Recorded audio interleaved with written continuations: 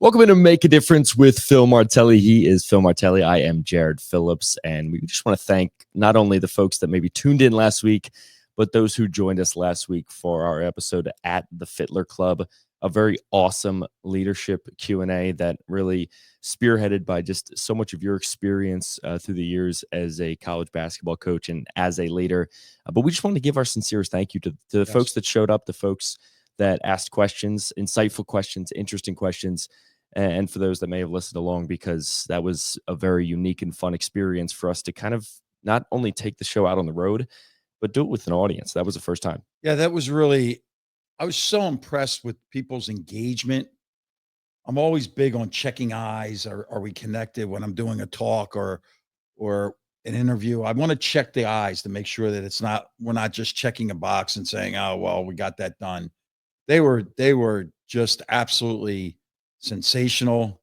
The whole environment down there, there's something about it.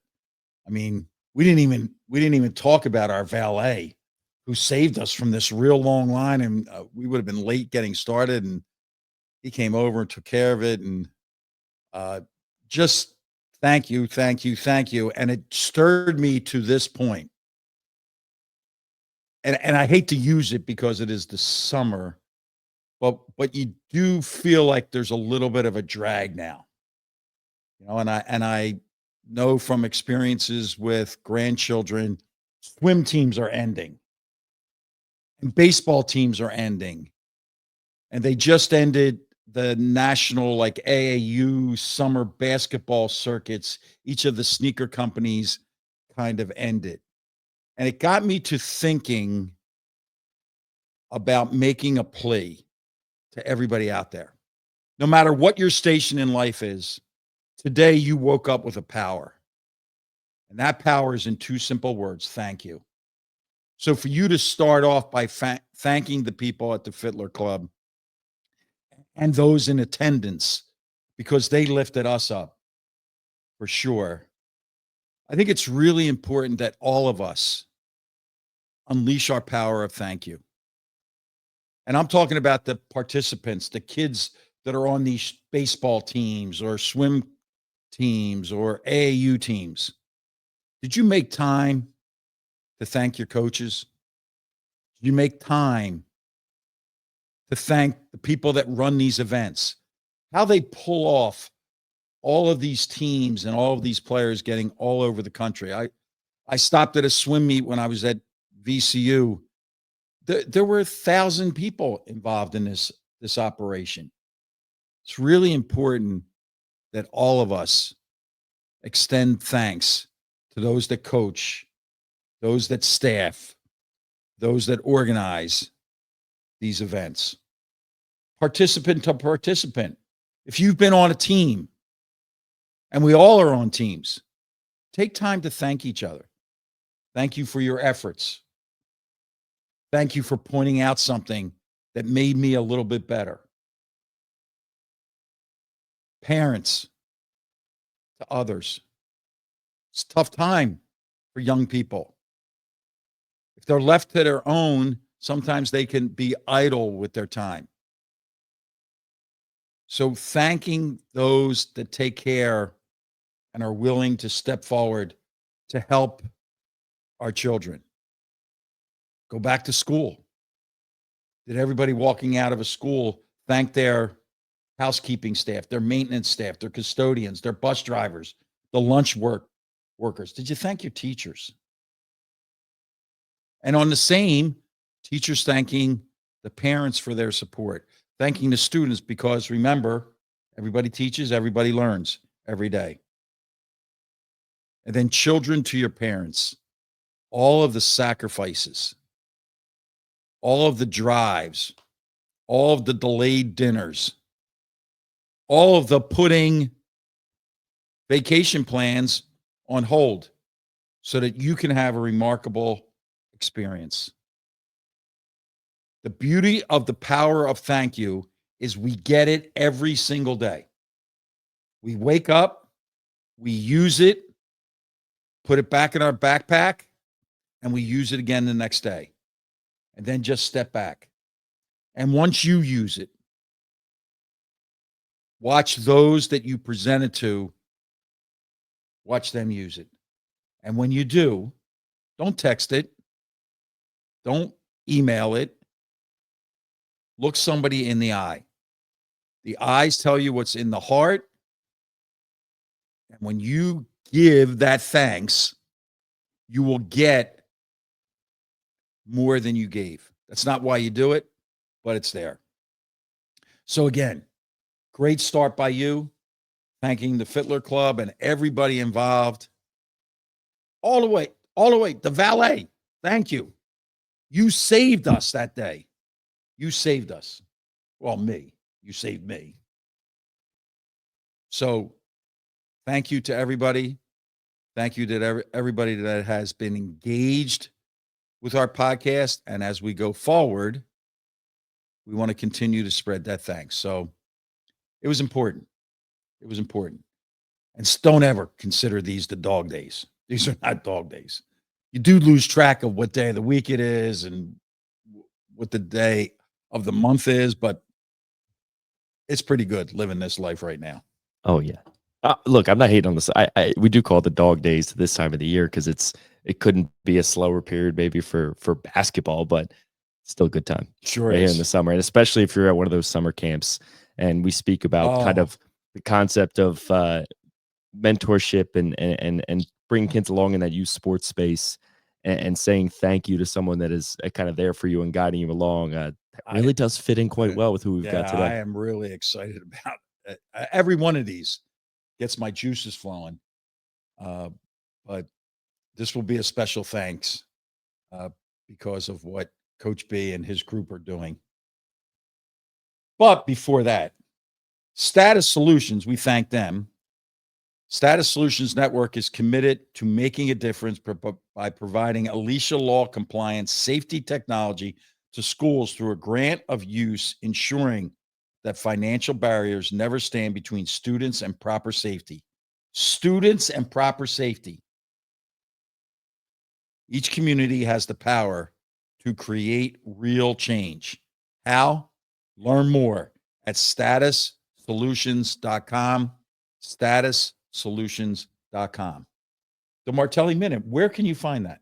On Instagram every morning at 6:30 a.m. And we're sticking to that. At Phil_Martelli.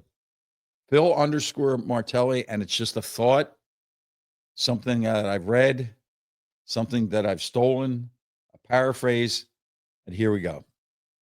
Showing up is a true measure of mental toughness. The first step in any and every journey is always difficult. Show up, get started, get moving. Choose to be kind and considerate. It's a choice. So why not choose to be kind and considerate? We all deliver messages by our actions. We all deliver messages by our actions. What do your actions say to others? Strength of character is asking for help. That's not a weakness. It's not a weakness to be asking for help. None of us can do this alone. So show your strength of character by asking for help. And then the final one, it costs $0 and demands zero talent to be a good person. What greater label would you have to attain than that's a good person? $0, zero talents to be a good person. Martelli Minute. Brought to you by Status Solutions. We appreciate Status Solutions. And now, tying this all in, right? Good person, serving others. This is just fascinating what is going on here. And I'll start with this. Teachers often, and that's probably a slight there, often underappreciated. I would almost say always underappreciated. But you know what a teacher is? Always on duty. Always on duty. The classroom, the gym, the field, the auditorium, the lunchroom, out in the community, teacher always on, always on. Today, we have the ultimate on. I don't know that there's an off button here. So Coach B, the co-founder of the Positivity Project, he has a master's. Check this out. Alternative education. How can you be that forward-thinking to come up with alternative education?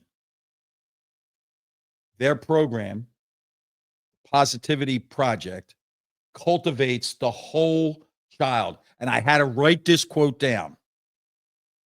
Make them the best version of themselves. What a noble pursuit. Making the children presented to you the best version of themselves. There's nothing about everybody is a varsity player. Everybody is an A student. Everybody gets a solo in the school play. No. Make them the individual best version of themselves. In other words, Jared, Coach B and his cohorts started Make a Difference way before we did. So the guest segment over and over and over has delivered. And I guarantee Coach B, he's going to bring it because that's all he does. Energy. Michael, thank you for joining us. Good morning, Phil. Good morning, Jared. And I want to start my day by thanking you guys for having me on your Make a Difference podcast. This is a true honor. And that was one heck of an introduction. So thanks a lot for having me today. I'm going to start with this. Gym class, summer camp. Why? So, you were talking about us looking to help make kids a better version for themselves. What Gym Class Summer Camp is, and it's under the Positivity Project umbrella. Gym Class Summer Camp is just the start of some of the things that we're trying to do. But Gym Class Summer Camp is here to stay. We had an amazing 3 weeks. We just kicked off our first ever Gym Class Summer Camp on June 30th. Kids can register for 1 week, 2 weeks, all 3 weeks. And why is because I want to bring what I get to do in the classroom every single day to more than just the kids that I teach. And you mentioned all of the areas around the building where teachers are teachers. We are teachers outside of our spaces 100%. In 2025, we're not just teaching our subject area anymore. We're life coaches. And that's something that I really embrace. So Positivity Project and Gym Class Summer Camp provides us an avenue to help kids be the best version of themselves when we're talking about physical fitness, mental fitness, and social fitness through movement, through play, through social interaction, through mindfulness, and all the things that help get them on their feet, thinking about all the things that they're doing for themselves. And hopefully the things that we're doing in class, the things that we're doing in camp, they can apply to their everyday lives and be the best version of themselves that they can be. Mm. So, Michael, not a name, but I want a description. There's a kid. You know their name. We don't need to know their name. You know their name in your mind and in your heart. Who's that kid that smacked you like with a 2x4 that said, I must create the Positivity Project? What's that person look like? I mean, that person looks like a lot of different people. It's just not one person. I try to practice the things that I preach and I love my life. I love the journey that I've been on, and everybody's journeys are different. And that's kind of some of the things that I try to teach in my classroom or in the gym or at camp. Your journey is your journey. So do the best that you can on your journey, and helping to teach the tools of being present, and getting in routine, and, investing yourself and putting energy and passion into all the things that you're involved with. So it is a total balance of, like I've said, physical fitness, mental fitness, and social fitness. And it wasn't just one kid; it was a lot of kids. And I've been teaching at the Catasauqua Area School District for 21 years, and over COVID is when I would say that the ideas started to pop into my head, that we need to do more than just what we're doing in the classroom. And when I say we, my wife and I both started Positivity Project together, and she had a huge belief in what I do. And I'm really proud of the work that we do in education. But it shouldn't just stop there. I've been a soccer coach for 21 years, and I love the sport of soccer, and I love what sports can teach us physically, mentally, socially. But the fact of the matter is, I didn't want to just start another soccer camp that's that's kind of a saturated market. I wanted to do something that made a difference in a bigger way. Not that, not diminishing sports at all. I talk about sports and sports analogies and everything that I do. But really the physical fitness and the mental fitness, I keep saying mental fitness, that's so important in 2025. And over COVID, some of those things became pretty apparent. We had it pretty good here at our house, at the Baclawski household during COVID. We had it really well, and we got to kind of pause and reconnect. And we weren't just rushing around to dance class and soccer. As much as we love those things, we got to kind of take a step back and really focus on being together as a family. But I recognize that not everybody had the same stay-at-home experience that we had. So the idea started brewing to maybe be able to connect with people virtually. And the more we thought about it, the more notes we took, the more content we were taking in. We thought that a great place to start would be gym class summer camp, where kids can come and they can, practice and build skill in not just any one specific sport. They're not trying out. You don't have the anxiety of, Yes. tryouts and the pressure of, just narrowing into one lane at the age of 8. I'm a big proponent on the multi-sport athlete and making time for all the things, including climbing trees and playing, manhunt and jumping on the trampoline and riding bikes. Like, I'm a big guy on balance. So over COVID is where we thought, hey, we can bring something to the people. And so finally we had an opportunity to take the leap. You can write about it, you can talk about it, you can think about it, but at a certain point in time, you got to take that leap. And an opportunity happened. We weren't necessarily ready to launch this summer, but an opportunity opened up, and we said, let's take the opportunity and let's get this thing out there and show people what we're all about. So it was really cool getting the camp going this year. And every day at camp, I'm taking pictures and videos and putting content together. So when I get home, or when kids get home from camp, their parents can see what they did that day. They can see every day. Every day they get to see a highlight video what their kids were doing at camp.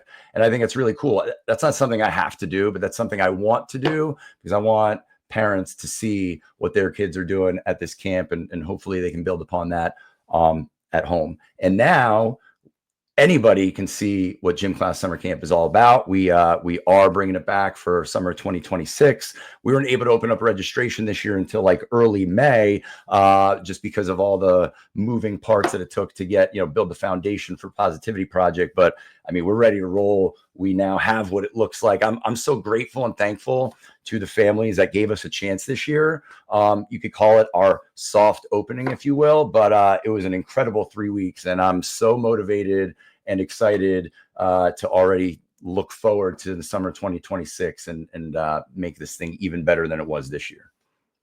And one of the things that I found fascinating in research here is, and I don't know if it's a direct quote, but I'll paraphrase one of your quotes. It's time for young people And it's our responsibility with young people to get them to lift their eyes. We need more eye contact. We need less looking down at these machines that have taken over. You're doing that every single day.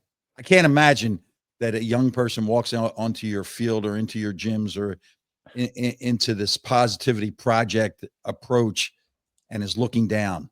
We need people to be looking up. There's a lot going on out there. Look up, everybody.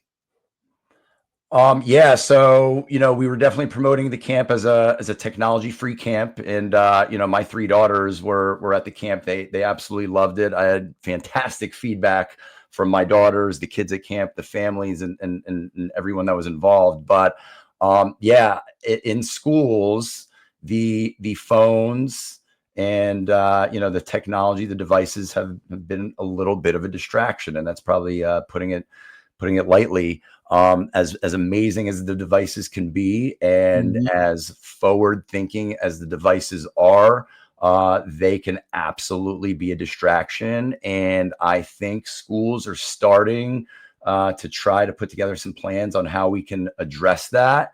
I know Bethlehem Area School District, I shared on Positivity Project posts a few months ago, Bethlehem Area School District is moving towards having phone-free instructional class time. So at lunch, in homeroom, in the hallways, those are like green light zones where you can use your phone. But during instructional time, phone use will be prohibited. And I'm a fan of that because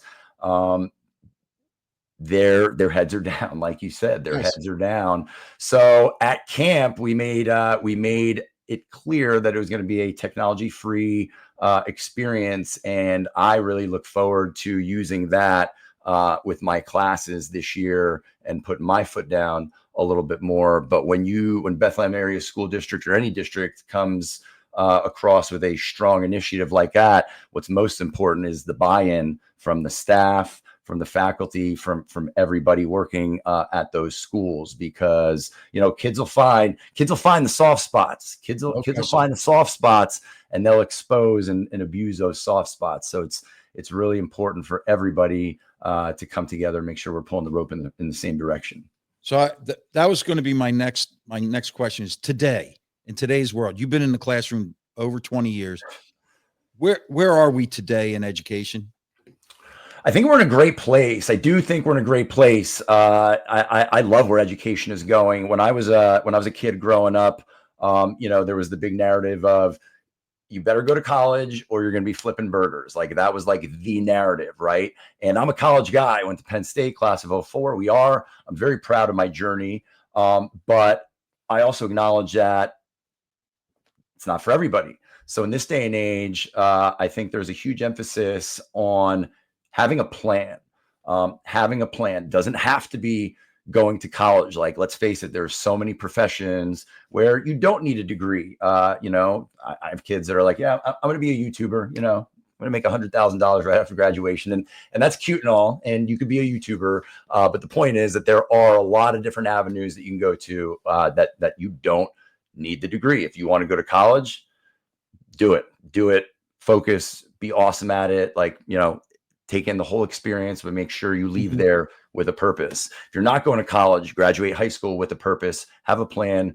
Where are we headed? So I love where we're headed. I think there's a huge emphasis on career readiness. For instance, at Catasauqua High School, you have a career path and a number of classes now. As more teachers, we were asked to a few years ago to design electives and more electives and having more course offerings, because when you get out there after high school, I mean, even when I graduated high school, I couldn't believe what was out there in college. Like, I didn't learn about this in high school. So I think we're doing a really good job of preparing kids for life after high school, and that there's more out there than just college. And again, I'm a huge proponent of college, but there's much more out there than that. So I think we're doing a really good job of getting kids prepared for career readiness and to have a purpose when they graduate.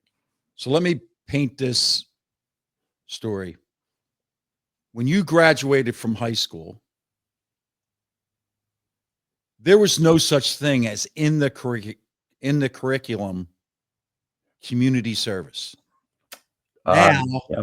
every young person leaves their high school having served their community in some way, shape, or form. So is that as the backdrop? That's where we were. That's where we are. Where are we going? Where are we going in education?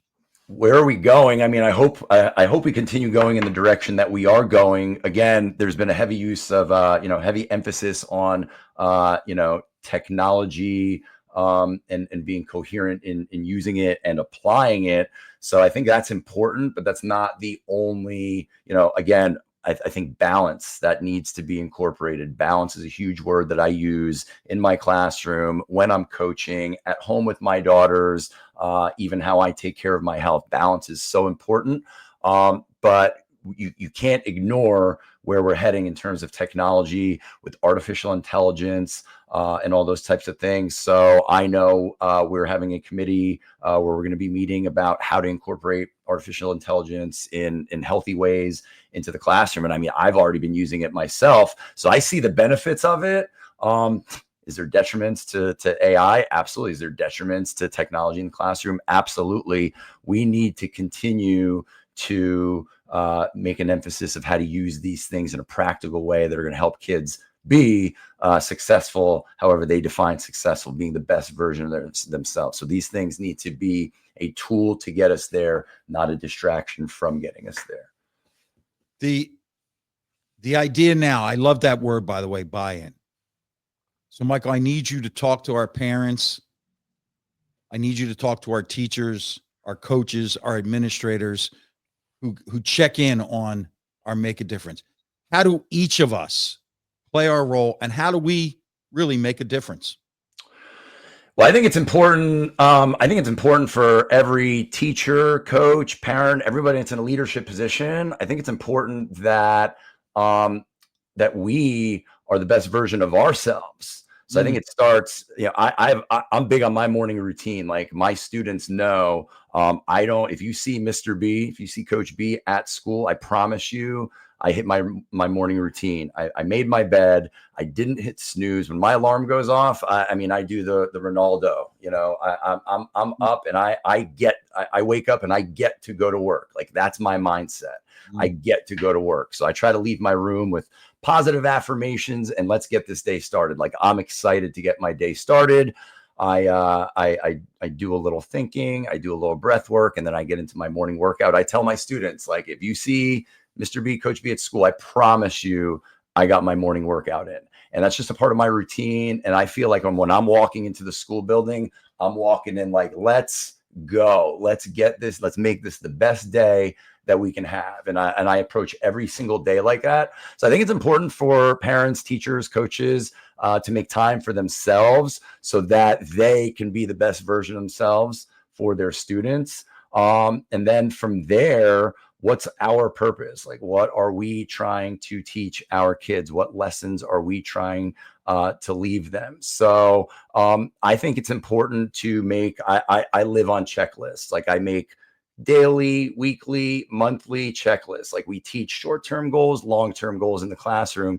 Same thing. What do I want this day to look like, and how can I make a difference today? So there's nothing more satisfying than crossing those things off the checklist. So I think really being organized in that fashion is super important. And I use my Siri Remind. Like, I'll be out for a run in the morning, I'll have a great idea for something, and I'll just be like, remind me in an hour when I know I'm at my desk. Remind me in an hour to think about this journaling prompt for my mental health unit. And an hour later, I'm at my desk, I get the reminder, and I write it down in my notes. So I think it's really important to write things down and to make daily, weekly, monthly checklists and to cross those things off. So I think that's what I like.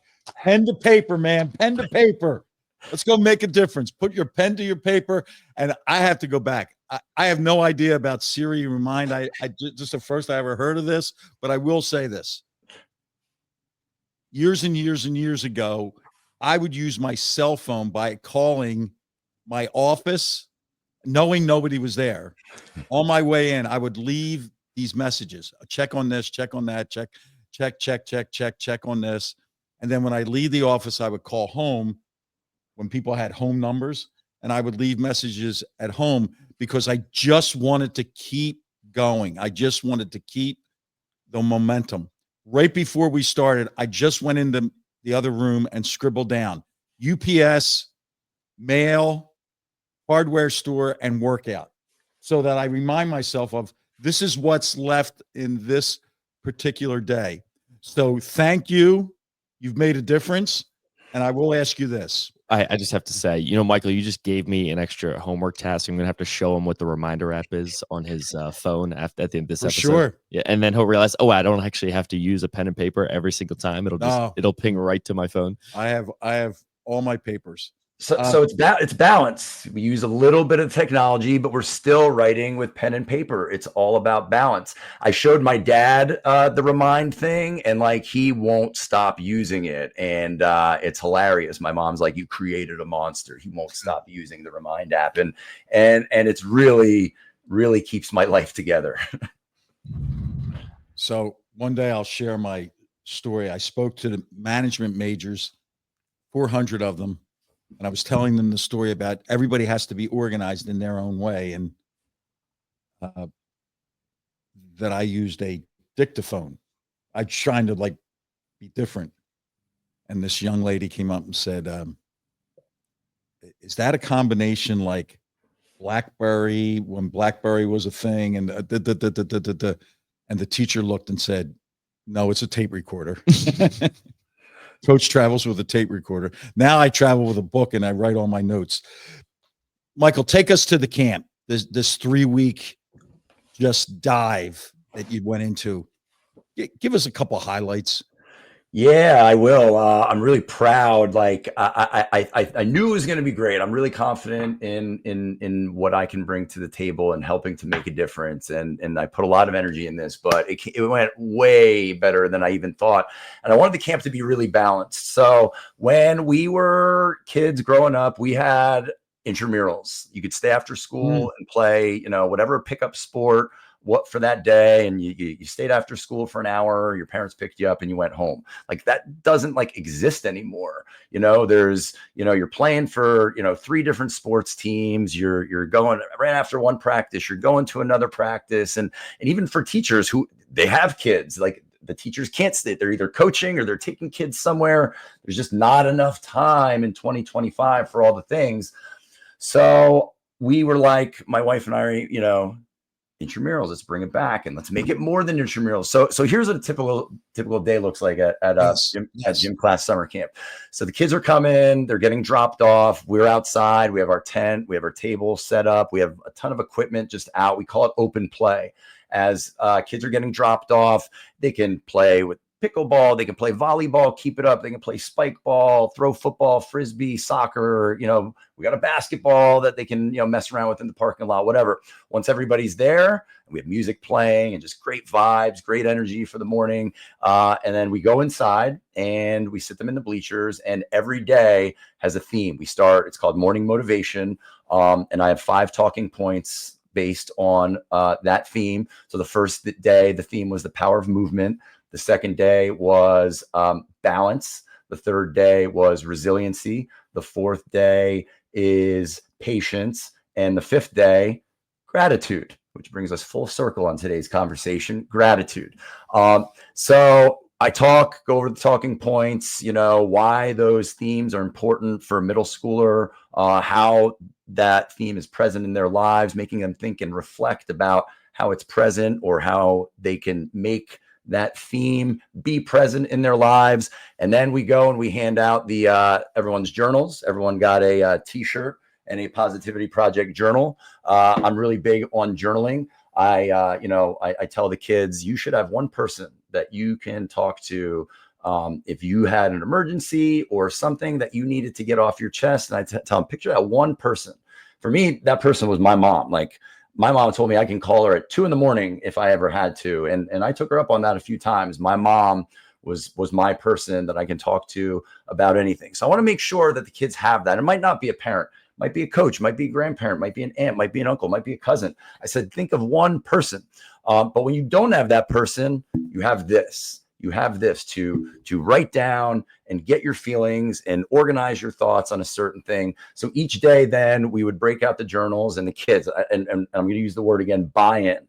The kids were incredible with their journaling. I was blown away. And I told them every day, I said, I'm not going to read these. These are not for me. I will not read a single word of your journal. This is for you to get your thoughts out and to have an outlet for your feelings. So every day we had journaling prompts related to that motivation piece. We'd collect the journals, and then we get into our little warm up. We'd stretch, we'd warm up, get the heart rates up, and then we do a little mini interval workout, which an interval workout is I lead them through it like if they signed up at a gym. 1 minute on, 30 seconds off. I have a fun playlist that's geared to the kids. And we, worked out together in the morning. Light workout took us like 10 minutes to get through. We then sit down, we cool down, we do a little breathing, a little meditation.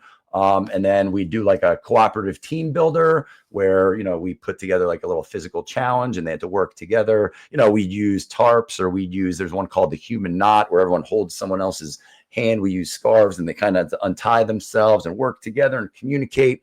Really neat initiatives that required communication, problem solving, leadership, listening, and all those things. Then we'd go outside for the sport of the day and we'd work on some lead ups and skill building. We'd break for lunch, which was always a good time, a lot of energy getting away from the sport of the day and just having fun together as a group. Right after we'd get done with lunch, we'd go for a walk. It's important that you put your food to fuel. So we'd go right for a little walk. We had a great trail network around the school. We go on a little nature hike. The speaker would come with us every day. A kid was asking if they can carry the speaker. That became a thing. And we go for a nice little nature walk. We'd come back and then we do a warm up and we'd split into teams and we'd play the sport of the day, whether it was ultimate frisbee or soccer or flag football or basketball or volleyball. And, the big message was with them, help everybody be better. Nobody woke up in the morning, excited to serve the ball into the net and get, pointed at and made fun of. Like, help each other be better. We're here to help each other be better. And the kids really bought into that. They were super positive, looking out for each other. And at the end of each week, the group just grew into this beautiful little family. And I was just so proud of them. And it was an incredible experience. And I'm really looking forward to summer 2026, where we hope to build this thing and have kids everywhere. Wow. Michael, it's such a refreshing thing to hear, because I can kind of like think back on my own childhood, where I grew up in a neighborhood that if we weren't playing capture the flag or manhunt or cops and robbers, or we were sledding, there was just a community element to being in a neighborhood. And so many of these kids these days, they still have that, but it feels like in the past 5-10 years, due to a multitude of factors, there's been a bit of an erosion of trust in our society, in our neighborhoods, where kids aren't going out and playing with their neighbors, or just doing these gym class style games with friends where you can fail and you can learn and you can grow together. Do you feel like we talked about buy-in, but I feel like, does the buy-in start with the parents? Like, give us a chance to kind of let these kids spread their legs a little bit and kind of learn and grow in an alternate setting, and then go from there. I mean, I wonder where's like the most difficult, I guess, barrier for entry to get that buy-in. Yeah, I mean, it absolutely starts with the parents. I mean, they're the ones that are taking in the content that Positivity Project's putting out every day. While I was trying to promote the camp, I'm also trying to educate and inspire the parents, because they're the ones that have to believe in what we're doing. So, just the daily assets and things that I put out, just trying to motivate not just children, but everybody. And ultimately, Gym Class Summer Camp is just one thing that Positivity Project hopes to do. That was our first, event. Eventually, we're hoping to do similar things with grownups. I'm hoping to get into personal training, face-to-face, through the screen. That was one of the first ideas for Positivity Project, providing physical fitness and mental fitness opportunities virtually. But we said, let's start with the kids. Let's start with the kids. And pertaining to the parents, they've got to believe in what we're doing. So we didn't have daily highlight videos of what gym class summer camp looked like. I can only, explain through the screen. I came on film, I filmed some videos, and I'd put up pictures and slideshows and music and try to do all the things. I thought we were going to be able to hand out flyers in schools, but that's kind of changed in the last few years as to what type of businesses and what you can hand out at schools. So that was a little bit of a challenge. Like I said, we weren't able to start registration until May. So anyone that gave us a chance this year, I'm so grateful for it. But now we have what gym class summer camp looks like. We've gotten feedback from the kids. We've gotten feedback from the parents. We've gotten testimonials. I've got parents that are telling me, they sat down to have dinner and they asked their kid, how was camp?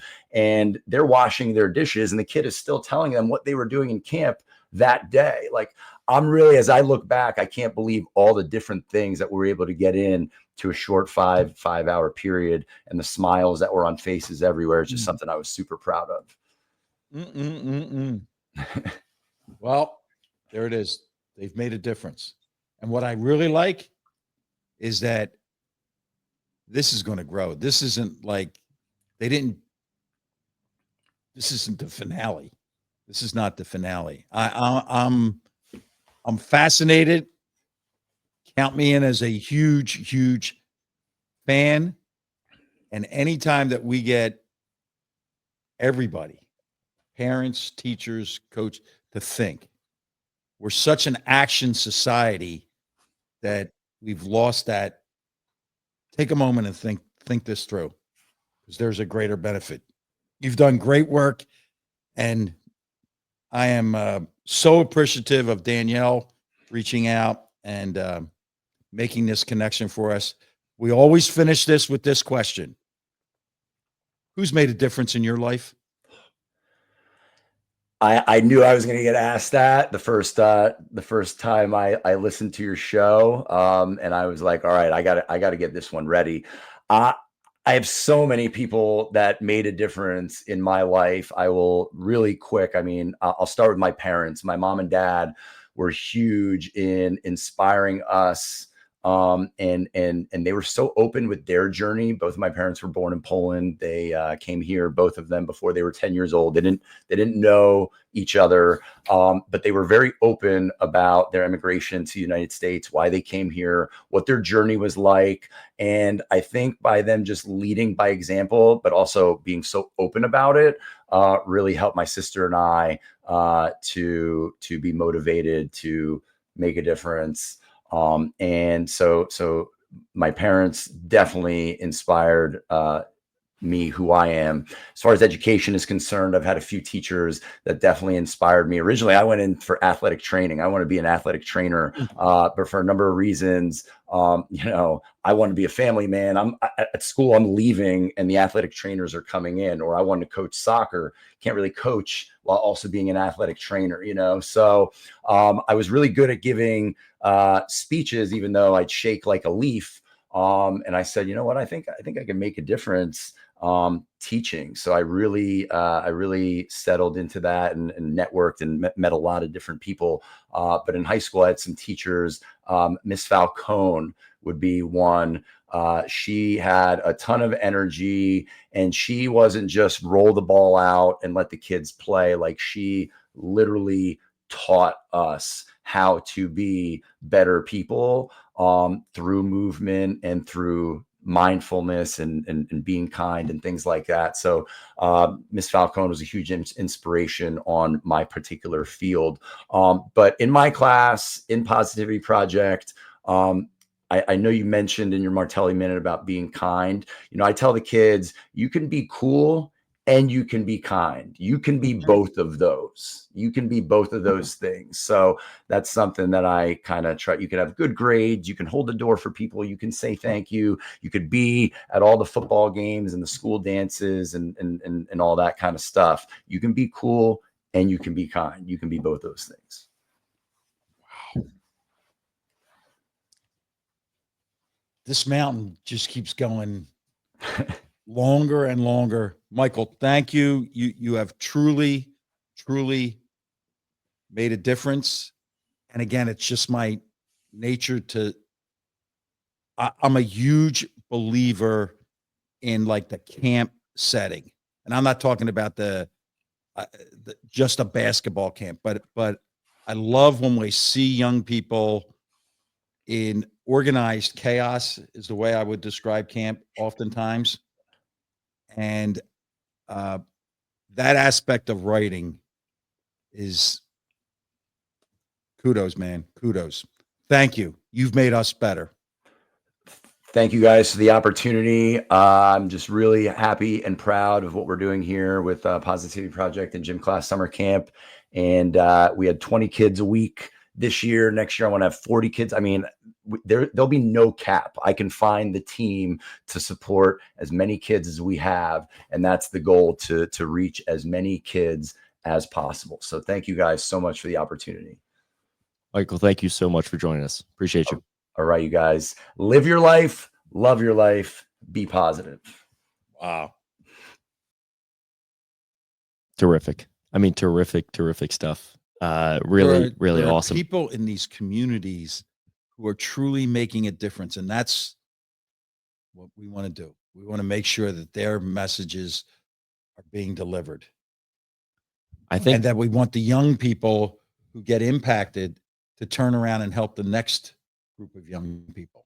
I do think one thing that he left there, one of those last bits Michael had there, just you can be cool and you can be kind, is just something for every young person to remind themselves about. I get it, like putting on a show, putting on a front, wanting to be cool. For so many people that thinks that you gotta kind of be a bit of a jerk, but there's actually no reason whatsoever. Like, you can be cool and you can be kind, and those are the people that ultimately end up probably having more friends in the long run. So There you take, put that in your pocket and stick with that one, because trust me, it's going to get you a lot further in life. Yeah. And someday we might have to take a little trip. That would be a podcast. Yeah. That would be a podcast. To a gym class summer camp, possibly. There we go. Doesn't sound like it. Might be another year before we get there, but who knows? Yes. Michael could have a few more projects, up his sleeve by that point. That's what it sounds like where it's headed. We would have to add that to the list of where we've been and where I'm going, because we've held off on that the last couple, the Jameer episode and Fittler Club. So I tried to go back and say, well, do I want to list all these things? And I'm like, nah, let me just do a couple of highlights. And the thing that popped into my head was the NBA Top 100 camp. Tom Crean was kind enough to reach out and ask me to join Fran Frischel and Tubby Smith and many veteran coaches from the NBA. Andre Iguodala, world champion, the head of the Players Association, Entire Players Association, and Sean Livingston, Phil Handy, the great trainer. It was really just a pleasure to be there with the families of these young players. Now, was every player a top 100 player in the country? No, that's arguable. But the idea that they were there for basketball and the off the court instruction that they got about living their lives and dealing with NIL and dealing with all this social media acclaim and attacks, really, really well done. Hopefully I'll get that opportunity to go back there. And then a shout out to Rob Kennedy, who has given me the opportunity to go back to my roots, to drive to the Poconos and speak at his camps. I thank Rob. I thank everybody at the Pocono Invitational Camp. When you pull down there and see young people playing basketball on outdoor courts, living in cabins, it kind of brings you all the way back to where this all started for me in terms of teaching and coaching and camps. And then podcast prep. We had to look at this. We didn't want to lag through the summer. So we have it mapped out for the next 6 weeks. And again, Michael and gym class, summer class just summer camp and all of these ideas. Next week, we're going to deal with an organization called PALS. Then we're going to get into the Phils. Then we're going to head into like the schools. We're going to talk to some first-year teachers, some superintendents. What's this like? What's that middle of August look like? And then we'll come out of that, and we want to address college football. Not that we know much about it being in the Philadelphia area. No, Philadelphia is not really a college football town, but we're going to get an expert on here and talk about all of these things that are possible, and all of these collection of talents through collectives. We want to do that. We're going to do something with professional football. Maybe the guru in professional football is going to join us.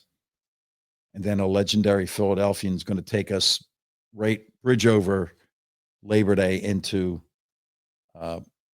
September, where we want to continue to get back into the community. I thank people. You cannot believe the number of suggestions that we are getting on this group or that group. And we're gonna follow through. We'll get to all of them.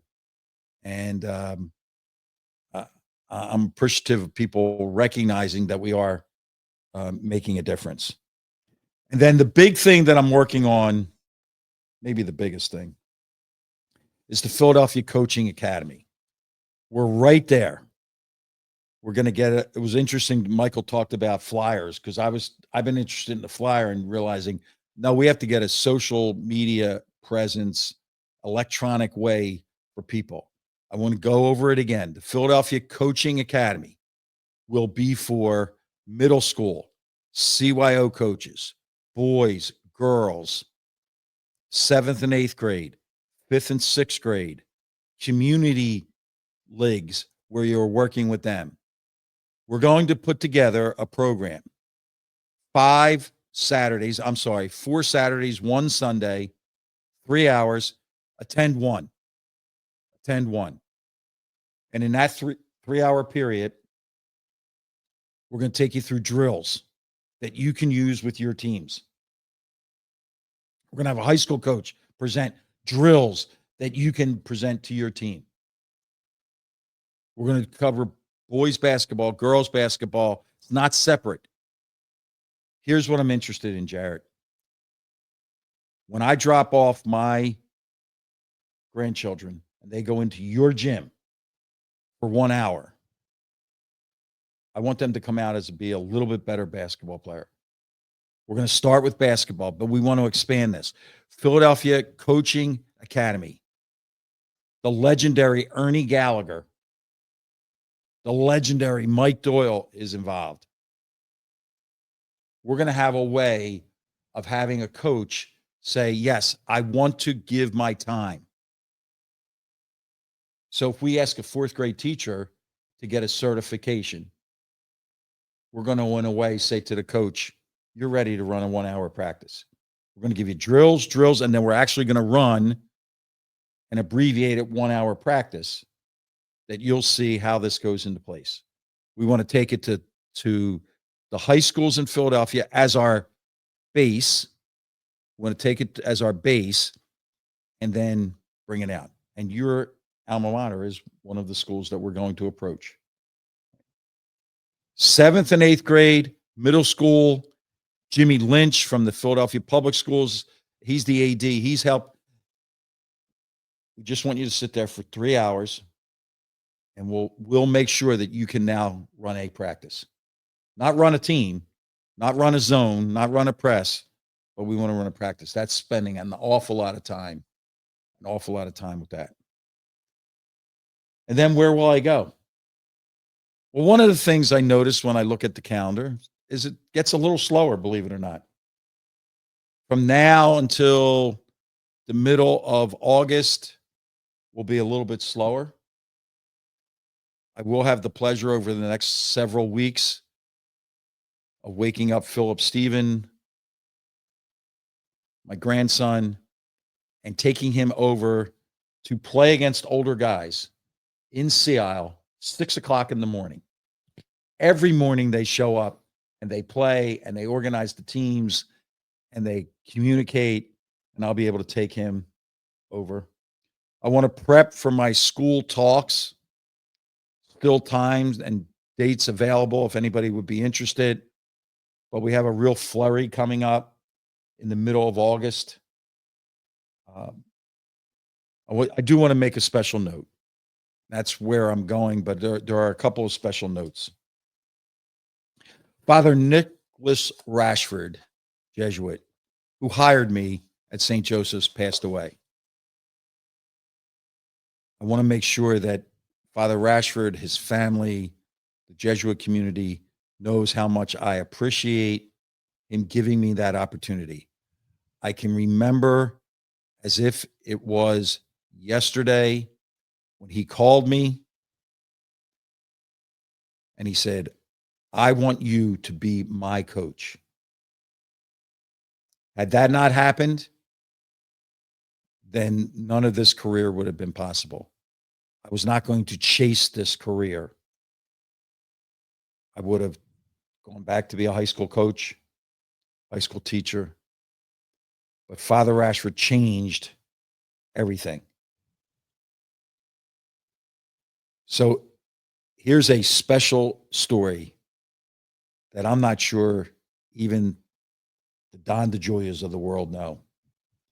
We won the Atlantic 10 championship in 1997. Jostens reached out and said, you can come to us at the Final Four and design your championship ring. I knew nothing about that. Father Rashford had an eye. If you've been in and around the St. Joseph's campus and you see the older buildings, and then you see the newer buildings and say, that stone matches up. That was Father Rashford. The landscaping changed because that was his eye. So I invited him to join me to design the ring. Basically, he was going to design it. The meeting was at 1:00 on Good Friday at the Final Four. Well, I was going to be with a Jesuit, and I thought, well, I go to church for service on Good Friday anyway, and there's a church right around the corner from the hotel in Indianapolis. We went into church, and it started, and I realized this is a 3-hour service. How do I tell a priest we're going to leave? And we sat there, and the readings and the singing and all this other stuff. And it's getting closer and closer and closer. And I look over, Father Rashford slaps me on the arm and goes, all right, enough, let's go. So I was like, okay, I'm good with God, because Father Rashford wanted to get to that appointment. And I'm so appreciative. And somewhere upstairs, I do have that championship ring that he designed. So rest in peace.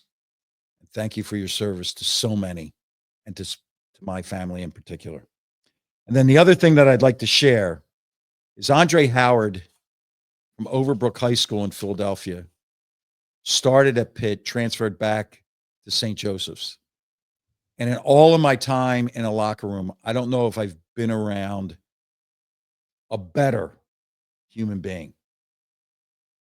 Andre was just so honorable, so focused on his future, making sure that he got his education, that he presented himself in such a positive way.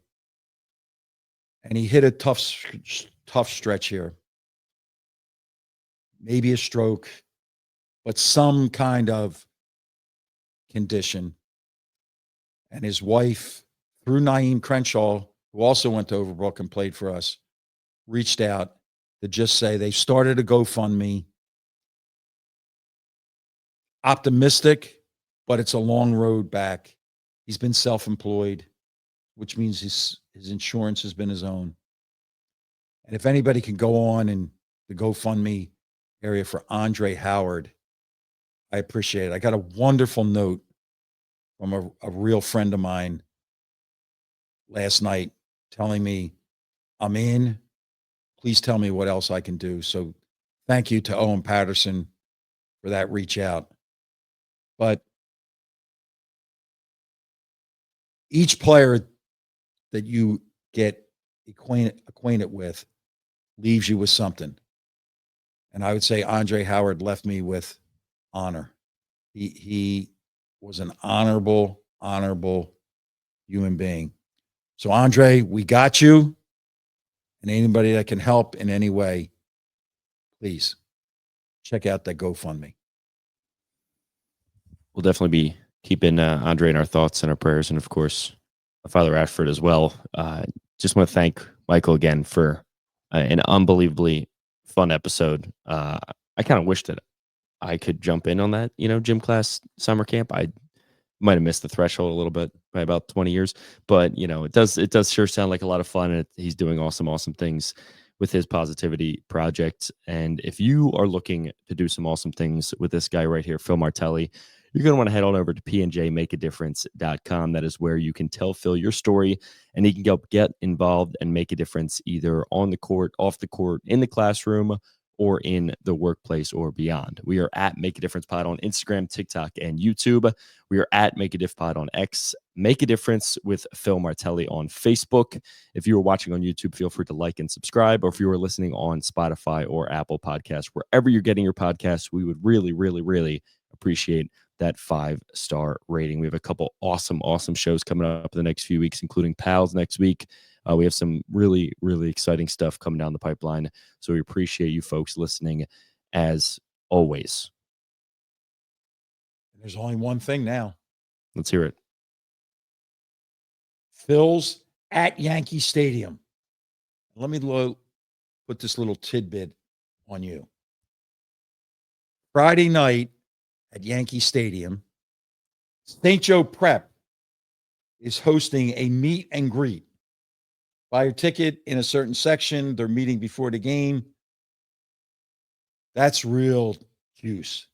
Taking a meet and greet from St. Joe Prep to Yankee Stadium. Well, who are they meeting and greeting? St. Joe Prep alums. Oh, okay. Will you be included in that? I was not invited. Oh, they iced you out.